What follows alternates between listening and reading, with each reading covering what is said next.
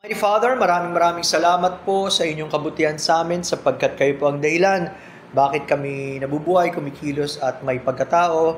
Salamat dahil sa bawat araw na binibigay niyo sa amin, it is a great blessing for us, O Lord. And so, thank you for each brother and sister that we have in our church. Salamat, Lord, for guiding each one.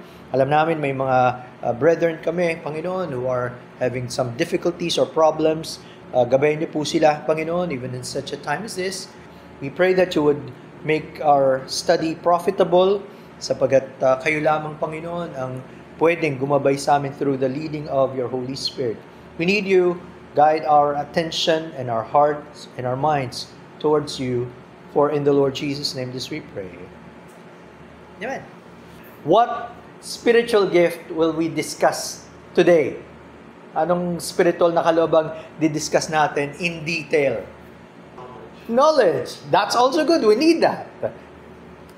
Teaching. That's also a good one. Evangelism. That's also a good gift. Marami pong kaloob na binigay ang Diyos. But particularly, talakayin natin yung isa sa mga una dito.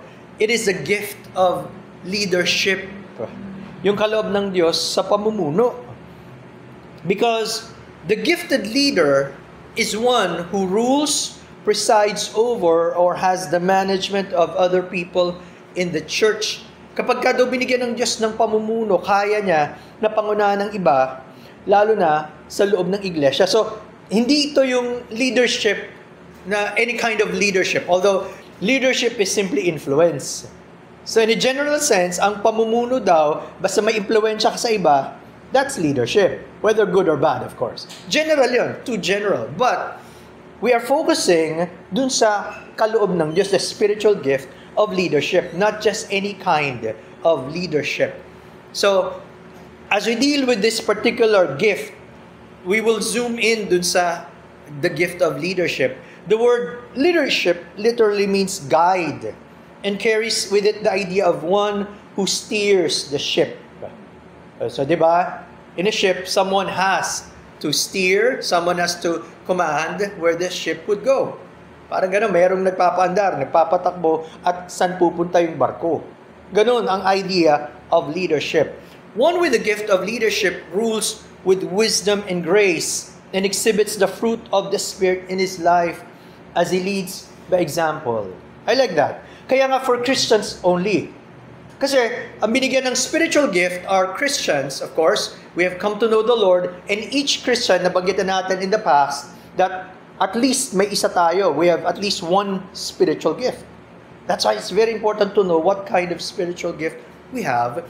But then, it is only by the leading of the Holy Spirit, by the grace of God, it can actually manifest and be used effectively. Again, with the right leading by example. So, pag ganun ang klase ng leadership na meron tayong idea, we can encourage others to continue on for the kingdom of God. Diba? Pwede natin silang matulungan para sila din mag-grow so that they will honor the Lord.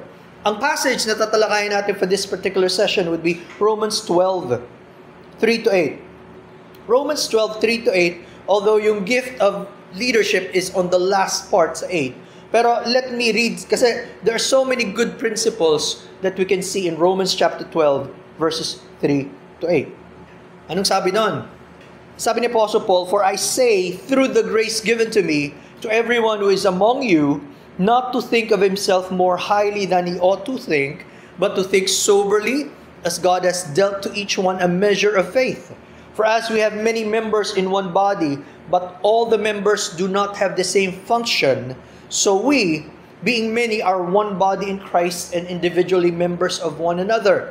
Having then gifts differing according to the grace that is given to us, let us use them. If prophecy, let us prophesy in proportion to our faith, or ministry, let us use it in our ministering. He who teaches in teaching, he who exhorts in exhortation, he who gives with liberality, he who leads with diligence, he who shows mercy with cheerfulness." Ba't ko siya binasa, the whole passage? Because marami tayong principles na matututunan in using the spiritual gifts in general. Okay? First of all, we should remember that it is only by God's grace that we can have and use this gift. Diba? Biyaya lang ng Diyos, kaya pwede nating matanggap at pwede nating gamitin ang kaloob na ito. Notice in verse 3, it says, through the grace given to me. Alam na alam ni Apostle Paul, it was only a gift from God. Diba? Hindi natin to pinagsikapan, hindi natin to pinagtrabahuhan, we did not earn it, we did not work for it, it is only by the grace of God. Pag ganun ang tingin natin, pahahalaga natin siya. We will look at it as important. Bigay ng Diyos yun eh. Pangalawa, ang pagtanaw daw natin sa spiritual na kaloob, dapat may pagpapakumbaba. We should look at it with humility. Bakit sabi niya doon, to everyone who is among you, not to think of himself more highly than he ought to think. Hindi daw tayo dapat nagmamalaki, hindi tayo tumitingin ng mas mataas sa nararapat. So, magkadugtong yun eh. When you see it as a grace or a gift from God, you cannot boast. Hindi ka pwedeng magmalaki, just like, di ba, Ephesians 2:8 and 9. Hindi pwedeng ipagmayabang. Bigay yan eh. So, dapat, it breeds humility in us. Thirdly, you should remember again, each one of us is a member of the body of Christ. Bawat isa sa atin ay bahagi ng katawan ni Kristo. Hindi tayo lone ranger. Hindi tayo nag-iisa. We are part of the body of Christ. Bakit? Sabi dun sa 4 and 5, if you notice, for as we have many members in one body, but all the members do not have the same function, so we being many are one body in Christ and individually members of one another. See, salamat sa Diyos because in spite of our differences, He brought us together. Pinagsama-sama tayo ng Panginoon. At yun nga, yun eh, yung uniqueness ng bawat isa, the uniqueness of the spiritual gifts, magko-complement tayo. Diba? Hindi tayo dapat nagtatalo-talo, hindi tayo nagkakaroon ng pagkakagalit or to be angry to one another, but that we should look at it in a positive way. God can use each one of us for His glory. So that's a blessing. Pero bawat isa sa atin, individually part of the body of Christ. So, mahalaga yun. I think that's a very good reminder. Fourthly, when we understand the spiritual gifts na binigay ng Diyos, we should use it for God's glory and for the edification of the brethren. Dapat gamitin natin ang kaloob na binigay ng Diyos para sa Kanyang kaluguran, kapurihan, at para sa ikatitibay ng bawat isa. Di naman pan sa atin lang yan eh. It is not for us per se. Again, but to be used for God's glory and for others. Sabi doon sa verse number 6 hanggang 8, having then gifts differing according to the grace that is given to us, let us use them. Mahalaga yun. Huwag nating itago. Okay? Just like in the parable of the talents, may isa, nagbaon ng kanyang talent. Diba? He did not use the talent given to him. So he just put it in the ground. Let's use the gifts God has given to us. Mahalaga yan. If prophecy, let us prophesy in proportion to our faith. Yung declaration, pagde-declare ng salita ng Diyos.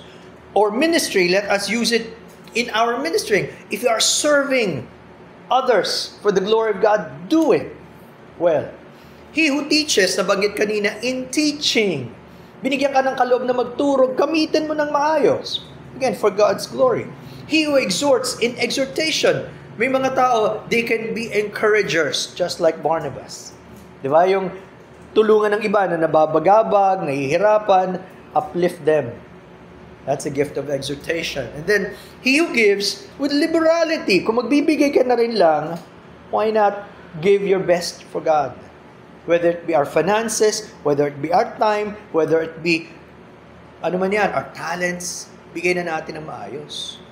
And again, notice, he who leads with diligence, and then he who shows mercy with cheerfulness. Masaya ka sa ginagawa mo. Now, let me focus on that part. He who leads with diligence. Ba't binanggit yun? Kung meron ka daw gift of leadership, gawin mo siya ng buong sikap. Why? Because, napakadali. It's so easy, even for leaders, to become discouraged. Dami namang challenges eh. Imagine dealing with different types of people. Even the very people you are close to would not want you to succeed. So many challenges there. And leaders can feel like giving up. Parang ayoko na. That's why we are encouraged to do it with diligence. We must persevere if you want to please God through that gift of leadership. Another word in another translation, ginamit yung to have zeal.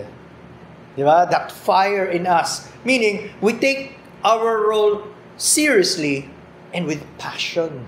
It is not enough na ginagawa ko naman eh.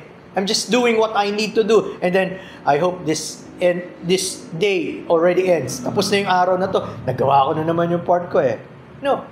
With zeal, with passion. Again, for the glory of God and for the benefit of His people. Malapit na malapit daw yung gift of leadership with what is called as administration, the gift of administration, and the gift of pastor or shepherd. Magkasama yon. Although may differences nila, but they are together. Yung Greek word for spiritual gift, for the spiritual gift of leadership is proistemi. Ang ibig sabihin again ng word na proistemi is to lead, to assist, to protect, and to care for others. Dito pala makikita na natin. If you have the gift of leadership, you want to be involved in the lives of others for their benefit. Para sa buhay ng iba. Okay? And then, mapapansin nyo nung binasa natin Romans 12:8, it is sandwiched between the gifts of giving and of mercy. Pinagitnaan siya nung pagbibigay at nung kaawaan. Why? It shows this gift of leadership should be manifested in a way that shows care and concern for others. Kita nyo, di ba? When you give and when you have mercy, gusto mo yan eh. Ginagawa mo yan eh. Okay? Binibigay mo para sa iba. So, imposible na naintindihan natin yung gift of leadership and then we do not care about other people. Oxymoron yun. Kabaliktaran yun. Cannot be. Kaya nga, ito siguro yung kaibahan ng leadership of the world and leadership in the church. Bakit? Maraming leaders outside, di ba? They're just there for the position, but they don't care for the people. But it's impossible to have this spiritual gift of leadership, but you don't care for the people. Ayaw mo sa tao, or wala kang pakialam sa kanila. That's not being a good leader. You might have the title, but you are not truly the leader, if that's the case. Maraming ganyan, di ba? So akala nila yung title ang nagbibigay sa kanila ng authority. No, it is again from God. So again, bakit siya connected with the gift of pastor shepherd? Dealing with the sheep. Kaya nga di ba, maganda yung post minsan sinasabi nila, maganda daw for shepherds to smell like the sheep. No, kung talagang pastol ka, amoy tupa. Bakit? Ibig sabihin, you care for them. Pero kung iba trabaho mo at hindi ka naman nagpapastol, maintindihan natin yon. It's understandable if you're not dealing with people. And this is what differentiates this gift of leadership from the gift of administration. Yung gift of leadership is people-oriented. Again, nakakonect sa tao. Kaya binigay ang leadership to lead others. People-oriented. Yung administration naman, task-oriented. Parehong kailangan, both are necessary. And it doesn't mean if you have the gift of administration, magaling ka na mag-organize, magaling kang magpatakbo ng organization. It doesn't mean that you don't care for people. Hindi automatic yun. Pero makikita natin ang difference. Ito talaga nakafocus on how you can help people to be closer to God, maging malapit sa Diyos, and to know what God wants for their lives. Yun eh. Diba? Later, pag-aralan pa natin in detail yan. But several passages would highlight the gift of leadership. Nabanggit natin ng Romans 12:8. And then there's another verse in 1 Corinthians 12. Remember, 3 months ago, we dealt with 1 Corinthians 12, especially the first few verses, in detail. Bakit mahalaga yon? To be able to understand the spiritual gifts. And it speaks about the unity of the believers, but unity in diversity. Yung pagkakaisa ng mga mananampalataya, pero may pagkakaiba-iba. In verse 28, tingnan natin na 1 Corinthians 12:28. Na-highlight yun, pamamahala. Sa New King James administration, sa King James governments. So, notice ang fact, 1 Corinthians 12:28, and God has appointed these in the church. Ang Diyos ang naglagay, hindi ang tao. It's not men. First apostles, second prophets, third teachers, after that miracles, then the gifts of healings, helps, administrations, varieties of tongues. Sabi natin before, merong mga sign gifts that have already passed away. It's not that God cannot heal anymore, pero during the times of the apostles, very prominent yun for God to show people He's the one na nag-organize ng church. Sa Kanya galing to eh. Right? Pero not today, in our times, na someone can say, I have the gift of healing. No. Walang ganon. Pero, there are also gifts that are continuing on, at isa na to. Again, governments or administrations ang pagkakabanggit. Yung responsibilidad at dedication ng leaders. So, they should lead with diligence and care. Kasama yun. So, among the many gifts that God has given, isa yun. So, hindi siya exclusive Hindi siya yung sasabihin natin pinakamataas na gift or the highest gift simply because you're in the highest position. No. All the other gifts are also important. Iba-iba nga lang binigay. At we cannot force this because it is the gift of God. Bigay ng Diyos yun eh. So, wag tayo mainggit. Huwag mo sabihin ba't siya, ganun. You do not compare. You begin to praise God and use whatever He has given to you. Now, 1 Timothy 5:17. Maganda rin tong talatang ito to remind us about the role of leaders in the church. 1 Timothy 5:17. Ganda na, di ba? 1 Timothy 5:17. Notice, let the elders that rule well be counted worthy of double honor, especially they who labor in the word and doctrine. That's from our King James. Sa Berean Study Bible, this is how it says, elders who lead effectively are worthy of double honor, especially those who work hard at preaching and teaching. And then, dun sa another translation, the elders who direct the affairs of the church well are worthy of double honor, especially whose work is preaching and teaching. The reason na binanggit ko yung 3 translations na ito is to show anong ibig sabihin ng rule well. Again, aalisin tayo doon sa thought. Kasi dala-dala natin yung world's definition of ruler na kailangan ikaw yung hari, ikaw yung king. What the king says, everybody should follow. Eh di ba ang Panginoon na nga nagsabi, kung sino man sa inyo would lead, he must serve. Binaliktad agad ng Panginoon, di ba? Yung world's definition. Dito pinapakita din yun through the terms used. So yung rule well, sabi dyan, lead effectively or direct the affairs of the church well. Ibig sabihin, hindi bossing ang dating. Kasi ganun, di ba? Pag executive, ka CEO, ka ikaw presidente, isang utos mo lang, gagawin na lahat. Hindi ganun. Ang ibig sabihin, if they lead effectively or direct the church well, they are able to help people. Paano natin malalaman? Especially those who work hard at preaching and teaching.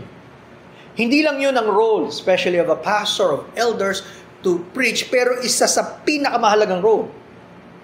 In fact, I read a book many years ago, The Pulpit Makes a Difference. Di ba? Kasi, dun papasok, ano yung ultimate, yung number one need of the sheep? To be fed. All of the other things will follow.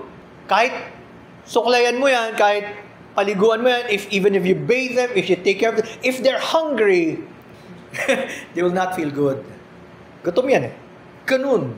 So, ganun kahalaga ang pagpapalaga ng isang leader ng church sa pangangaral, pagtuturo ng salita ng Diyos. So, they take it very seriously to feed the flock of God. Acts 20:28. Sa King James natin, feed the church of God. Sa New King James, nung kinumpare ko yan, at doon open yung mind ko, shepherd the church of God. So, doon yung idea, while feeding, you are shepherding them. You are actually caring for the flock. Isa sa pinakamaganda paraan, feed them the Word of God properly. And then, meet the other needs later. Susunod yun. Do not exchange. Na mas mahalaga pa, yung kanilang physical needs kaysa yung kanilang spiritual needs, no. Una yun, spiritual needs. Kaya nga sa NLT, ang description, so guard yourselves and God's people, feed and shepherd God's flock, His church, purchased with His own blood, over which the Holy Spirit has appointed you as leaders. I'm reading from Acts 20:28. Bantayan daw natin ang sarili natin if we are leading God's people to be careful to feed and shepherd them. Bakit? Because tinubos sila ng Panginoon. They have been purchased with the blood of Christ. Hindi lang sila basta ordinaryo lang eh. Di ba? Parang, wala lang. They're just ordinary people. No. They have been bought with the blood of... Tayo rin, kasama tayo kung natutusin eh. Kaya lang, binigyan ng special task to under-shepherd. We're not the chief shepherd, pero we are under-shepherds over the which the Holy Spirit has appointed you as leaders. Siya yung nag-direct eh. Kung tutusin nga, di ba mas madaling makinig? Given the choice, I would rather listen than to preach or teach. But we have that joy and you have that burden. This is what God wants. Gusto mong ituro sa iba. You cannot remain silent or you cannot not speak if you are following God. Kung binigyan ka ng gift na gano'n, gusto mong pakainin, you want to feed them with the Word of God. So, dito rin papasok, as we go back to our text in 1 Timothy 5:17, for us to honor those who are leading well, especially who are laboring in preaching and teaching. Bakit? Kasi ang Diyos ang nag-design. Hindi naman yung tao eh. Yeah? Kung tayo nga bakit nag-aagawan yung mga politicians sa nakaraang election sa mga different positions? Ba, nagpapapatay pa. They would kill others. Yung mga kalaban nila, yung mga adversaries nila, they will eliminate them. Why? Because of the position. No, hindi ganun eh. Ang Diyos ang naglagay. So, they should be respected because God says so. Especially if they're actively engaged in the Word of God and helping, feeding, and shepherding the flock. Ang hindi nakikita ng iba, akala nila because of the title, parang angat sa iba. No. Hindi lang nakikita the responsibility of those who are spiritual leaders. Yun ang mabigat. That's where the weight comes in. Secondary na lang yung pag-honor eh. Because whether you are honored or not, you will continue on to do what God wants. Pero yung napakabigat na responsibility. And for people who are being called to areas of leadership, especially in the church, you take that seriously, the weight. Okay? Hebrews 13:7, very much connected to eh. Hebrews 13:7. Ganda, no? Encouragement sa atin to. From the ESV, I will read. Remember your leaders, those who spoke to you the word of God, consider the outcome of their way of life and imitate their faith. Hindi lang ito yung bagay na, naalala ko siya ngayon. No. We must do that constantly. And especially for past leaders. Hindi dapat parang ganun kadali lang na wala na sila on the scene. No, we should remember how they lived, how they preached, how they served God. Imitate them. Kailan pa ba natin gagawin pag wala na sila? When would we show that we care for them and remember them when they're already gone? That's not the right time. Diba? Now is the time. So, yun eh. The importance of remembering them, giving value to them, and especially their manner of living. Kaya ganun kahalaga for teachers and preachers to back up their faith with their way of life. Diba? Habang tinuturo natin sa mga tao yung salita ng Diyos, yung pananampalataya, andun yung buhay. Because doon nila makikita yung pagbabagong ginawa ng Diyos, how God changed us. Kung wala yun, diba daming cases na nagiging mockery sa ministry, yung mga nag-fall down. Of course, we're humans. We have weaknesses. And that should make us go to God always, considering we cannot do it on our own. Pero marami ng ganong cases where the name of Christ was being blasphemed by the world simply because good preachers, in the sense, they're very eloquent, pero they cannot back up the preaching with their life. Pero kung wala ka sa area of leadership, di ba dapat normal naman yan for Christians? Even if you're not in the ganong position, that should be the norm for us. Dapat ganon ang buhay natin. Kung ano yung pinaniniwala natin, tinuturo natin, yun ang buhay natin. Walang hypocrisy. Much more so for leaders. May kadugtong din yan. Nasa Hebrews tayo, Hebrews 13:17. Nakita niyo yan? In Hebrews 13:17, two sides are given. Kita agad yan eh. Dalawang bahaging yan eh. Sabi doon, obey your leaders and submit to them, for they are keeping watch over your souls as those who will have to give an account. Let them do this with joy and not with groaning or grief, sa King James, for that would be of no advantage to you, unprofitable. First side would be para sa ating as members to be able to obey and submit to our leaders. Bakit? Again, that's God's command. Hindi naman ang tao nagdikta nito eh. But on the other hand, ito nga yun eh. The weightier matter would be for church leaders who have great responsibility in keeping watch over the souls of the members and to give account to God for them. Pag ganun ang thinking ng mga spiritual leaders, you will not take your roles lightly. Hindi magaang yan. Bakit? To everyone, bawat isa, you will give account to God for them. Ipagsusulit mo sila sa Diyos.